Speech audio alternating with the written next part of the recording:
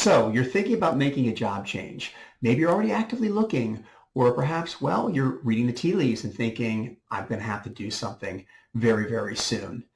Perhaps you've never looked for a job in a long time. You're not even sure where to start or how to start.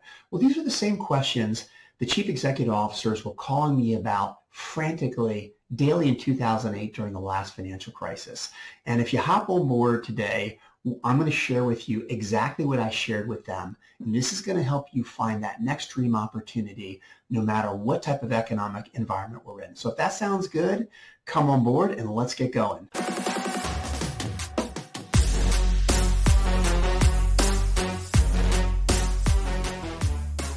Hi, welcome to the Dream Job America podcast. I'm your host, Tim Tonella, and this is a channel where we talk about all things hiring, specifically strategies, tools, and tactics for finding your next great opportunity, what we like to call your next great dream job. What we're going to talk about today are a couple key principles I'm going to be sharing with you consistently on this YouTube channel, but I'm also going to talk a little bit about why I'm even starting this YouTube channel in the first place and the value I hope to bring out to folks just like you when you're looking for your next opportunity or maybe getting prepared for down the road having to look for something new. So back in 2008, we had a real financial crisis, not one that was created by a pandemic or government shut things down, but a true implosion in which everybody thought maybe the world economic system was going to crash. And I was literally inundated daily with CEOs, chief executive officers of companies calling me with stories talking about investors who have told them there's no more money, they're going to have to wrap up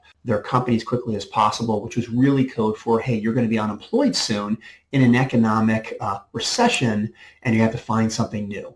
So what I didn't want to do, which is what a lot of recruiters will typically do, take down your information, get back to you if you happen to be working on something that would be a good fit, which is difficult in an economic recession or certainly a global financial meltdown.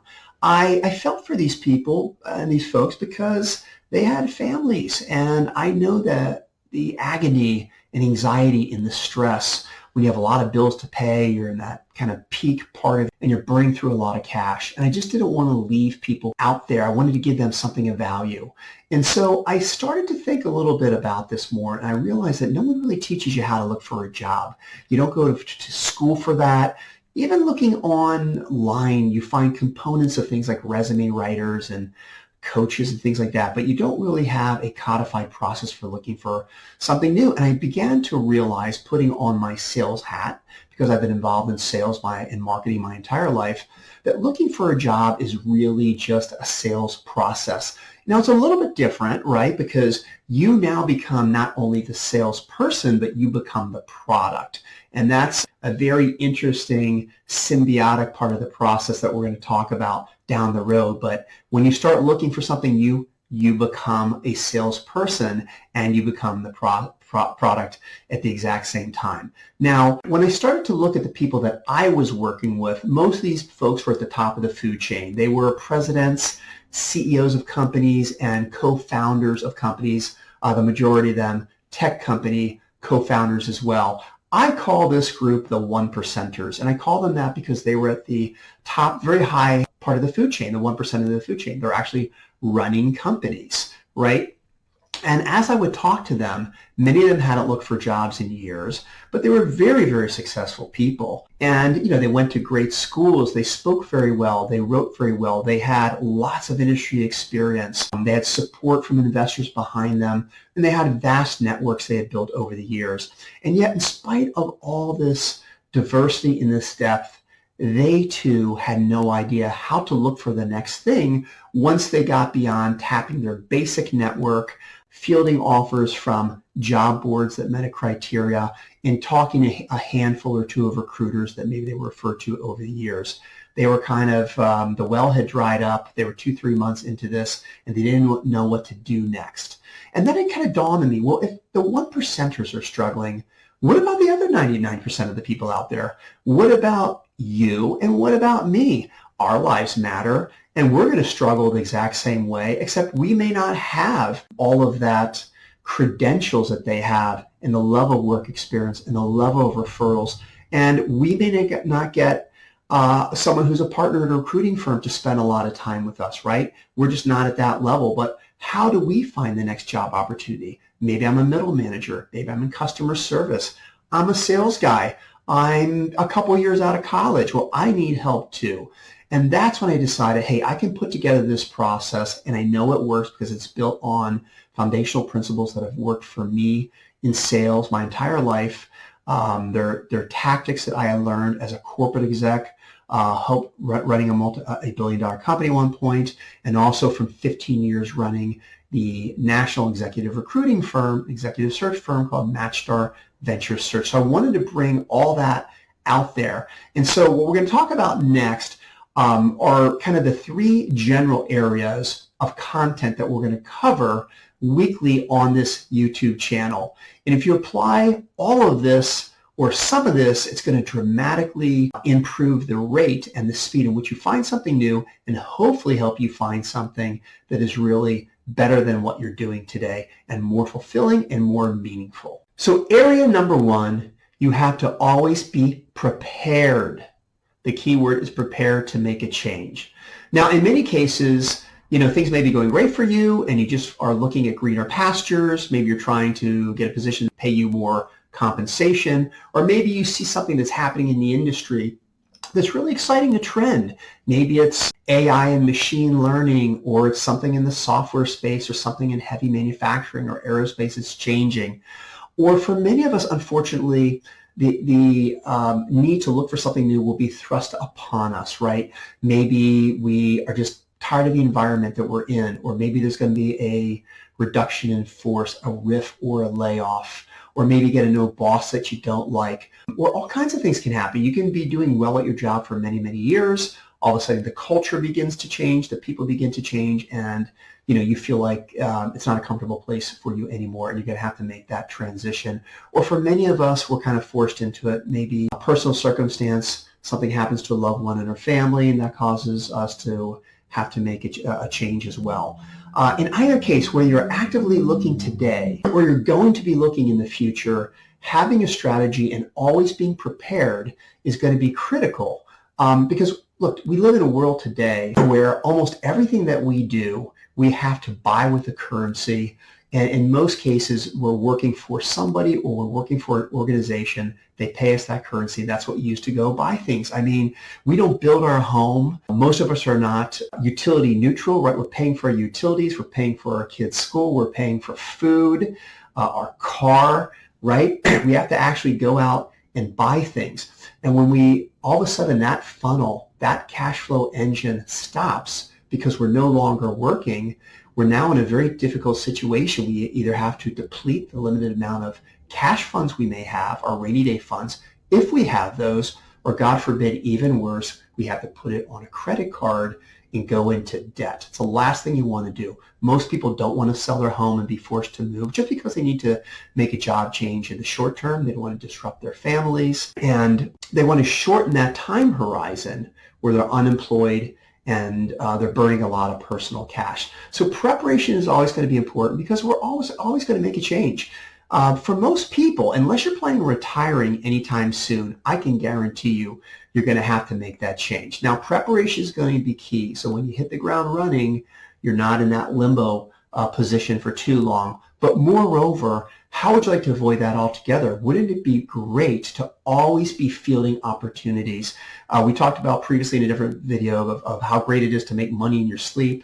If you had a company, well, how about fielding job opportunities in your sleep? Now, they're not actually going to come that way, but people who are looking are going to discover and find you. They're going to introduce potential opportunities to you. So you always want to have a strategy to be prepared. And you think about this even a little bit further. In almost every case in our lives, we do things to prepare to take a risk off the table, right? In the event of the untimely death, we have life insurance to prepare us. We have a will or a living trust so that we know that our resources and our assets are being allocated appropriately for the people that we love when we're gone. We worry about risks that are unlikely but still could happen, right? We buy insurance on our automobile in case we get in an accident and God forbid our house burns down. We have insurance for that. So we're always trying to take these risks off the table. What's so funny and odd and ironic is that one of the biggest risks that is almost inevitable is that we're going to be unemployed for a period of time.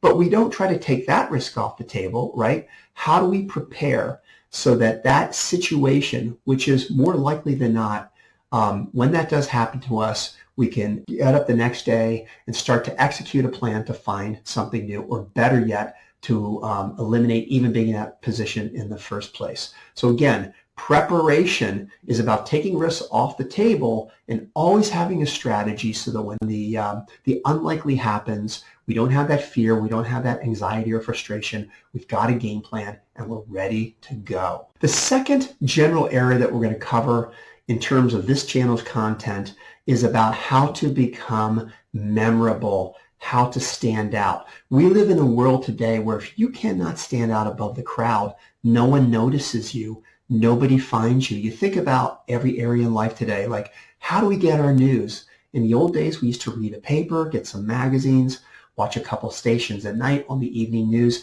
Today, maybe we follow the news on social media, or we get a data feed. And we're getting this stuff in real time, and all we're seeing is headlines, and we click on those headlines, and we read for 30 seconds, not even the entire article, we move on to the next thing. We wake up in the morning, and there's 500 emails waiting for you. We're trying to figure out which ones to delete, which ones to prioritize, which ones to auto-file, right? Which ones even stand out that I should spend any time. Sometimes, if you're like me, I just want to say, I'm just going to delete them all, and the ones that are important will get back to me. But being memorable and standing out from the crowd is a key thing. We are everywhere. We're on LinkedIn. We're on Facebook. We're on Instagram. We have email addresses. The opportunities are everywhere, yet they're everywhere for everybody. How do we stand out so that people who are looking say, wow, this is the person that I really want to meet, or that I really need to reach out? Now, in today's environment, we talk about the two A's, the double A, right? You have to become an authority in whatever area that you're adding value in, and extremely important also that you become authentic. People want to deal with real people today, but you put those things together and they don't have a lot of value if people don't know who you are and they can't identify who you are. So again, how you tell your story, how you build your personal brand, how you sell yourself in a way very, very quickly. I'm talking about 30 seconds. I'm talking about 2 or 3 sentences where that story is so compelling that the audience that you're trying to reach literally says, hey, Tim, can I get your card? Can I get your email? Can I get your number? Maybe we should pick up this discussion further. That's where you're going to have to be when you're applying for new jobs or reaching out directly to get on somebody's radar screen. And we're going to talk a lot about that in the weeks to come. And finally, the third area we're going to talk about is what that job search spectrum or landscape really looks like. When you get it out there and you start, where do you even go? As I said, you can call some recruiters. You can subscribe to job boards like Simply Hired and Indeed. You can go to LinkedIn where you put in a criteria, they provide you a data feed of opportunities. You can do all those things. You can certainly tap your network, let people know what you're up to, but there's a much broader landscape of opportunities. When you talk about a network, just going out to people that you know or you've worked with in the past and saying, hey, I'm on the job market, let me know if you hear of an opportunity, I'd love an introduction.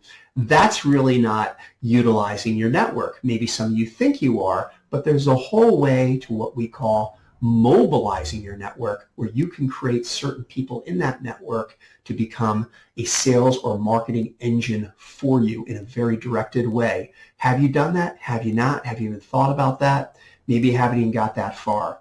Or even more compelling, at least half of the jobs, and some people that are really in the business will say upward of 60 to 70% of all the jobs don't even exist in the public domain under any circumstance. They're what we call opportunities in the hidden or unpublished market.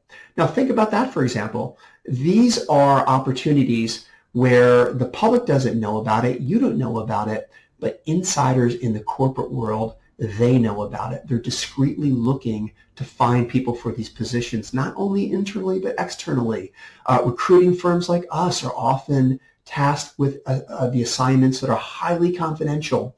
No one knows about them. No one knows that person A is about to be removed from his or her role, and they're going to be doing a replacement search for that position. How do you find out about that? How do you get on that short list? Or even larger in the hidden unpublished market are all the jobs that are going to be created. Think about that one for a minute.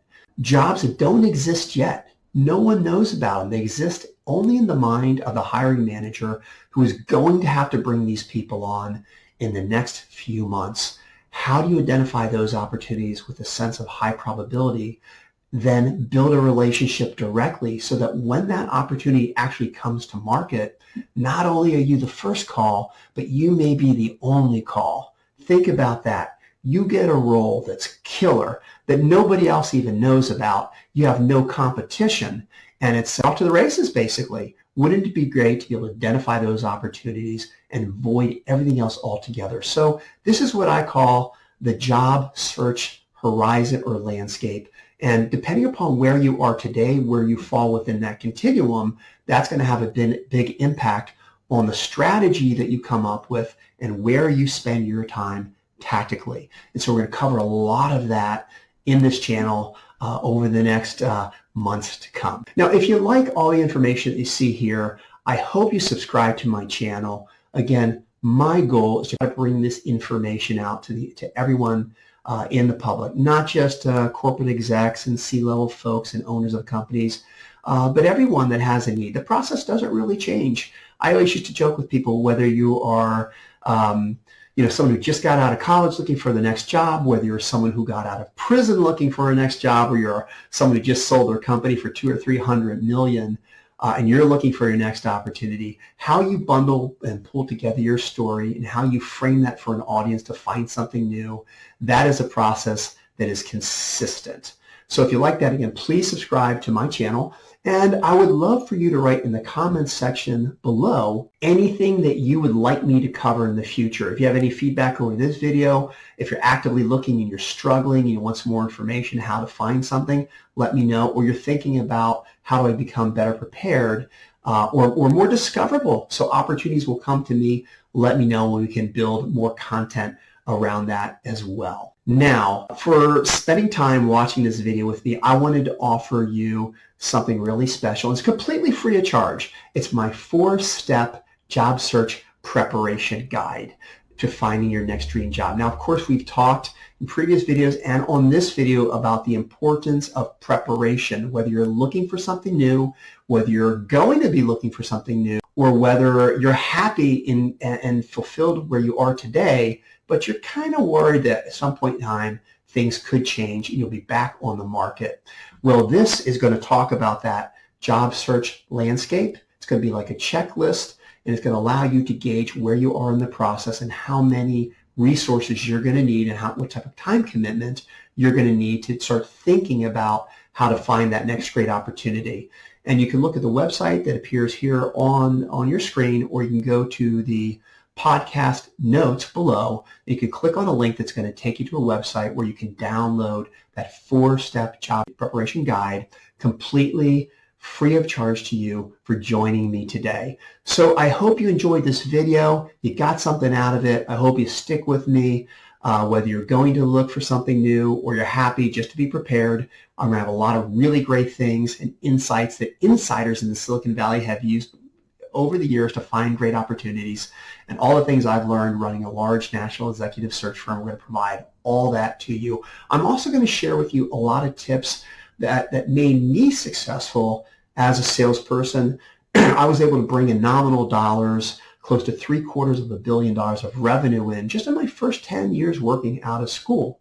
And a lot of those techniques I learned through experiences with my father, who was a serial entrepreneur, would take me with him in the summer times to big meetings where we learned a lot about how to build relationships and how to identify opportunities very early on in my life. And I've applied that all the way through my career, including in coaching executives for how to find their next great opportunity. So I'm out for today. If you like that, I hope to see you in the coming weeks.